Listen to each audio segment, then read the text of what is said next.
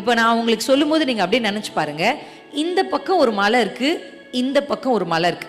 இப்போ இந்த பக்கத்திலிருந்து இந்த பக்கத்துக்கு நீங்கள் அந்த மலையை கடந்து போகணும்னா நீங்கள் இடையில ஒன்று கட்டணும், அதுதான் பிரிட்ஜ். கரெக்டாக இல்லைங்களா? இந்த காலத்தில் கட்டுற பிரிட்ஜை யோசிக்காதீங்க. கொஞ்சம் அந்த காலத்தில் பலகைகளை வைத்து இந்த தொங்குற பிரிட்ஜ் கட்டியிருப்பாங்க. எத்தனை பேர் பார்த்துருக்கீங்க அந்த மாதிரி பிரிட்ஜ்? எத்தனை பேர் பார்த்துருக்கீங்க? நீங்கள் நேரில் பார்க்கலனா கூட நான் சொல்கிறத உங்கள் மனதில் நீங்கள் அப்படியே யோசிச்சுட்டே வாங்க, கற்பனை பண்ணுங்க.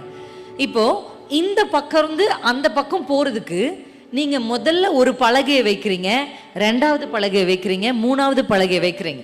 இந்த கீழ்ப்படிதல்ல ஒரு கீழ்ப்படிதலை இந்த வருஷம் இந்த மாதம் நான் கற்றுக்கொண்டு ஒரு கீழ்ப்படிதல். என்ன கீழ்ப்படிதல்னா, முடிவு வரை கீழ்ப்படுகிறது.